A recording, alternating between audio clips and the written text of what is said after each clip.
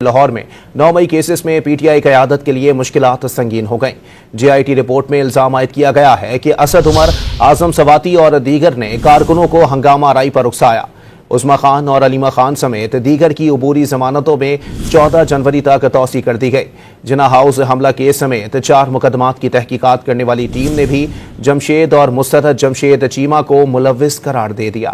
9 مئی جلاؤ گھراؤ case کی تفتیشی report میں اسد عمر، اعظم سواتی قصوروار قرار۔ جے آئی ٹی نے report Lahore A T C میں پیش کر دی۔ ملزمان پر کارکنوں کو 9 مئی کے لیے اکسانے کا الزام عائد کیا گیا۔ عدالت نے اسد عمر، فواد چودھری، اعظم سواتی کی 1 روزہ حاضری معافی کی درخواست منظور کرتے ہوئے عبوری ضمانتوں میں 14 جنوری تک توسیع کر دی۔ جناح ہاؤس سمیت 9 مئی کے 4 مقدمات میں جمشید اقبال چیمہ اور مسرت چیمہ کو تفتیشی رپورٹ میں قصوروار قرار دے دیا گیا۔ عدالت نے حتمی رپورٹ پیش کرنے کی ہدایت کرتے ہوئے 7 جنوری تک ضمانتوں میں توسیع کر دی۔ بانی پی ٹی آئی کی بہنوں علیمہ اور عظمی خان کی جناح ہاؤس جلاؤ گھراؤ سمیت دیگر مقدمات میں ضمانتوں میں 18 جنوری تک توسیع ہو گئی۔ دوران سماعت علیمہ خان نے روسٹرم پر آ کر شکوہ کیا کہ 1.5 سال سے عدالتوں میں آ رہے ہیں، ضمانتیں کنفرم نہیں ہوئیں۔ اے ٹی سی جج نے پولیس سے مکالمہ کرتے ہوئے کہا کہ وہ آخری موقع دے رہے ہیں، پولیس آئندہ اپنی تفتیش مکمل کرے۔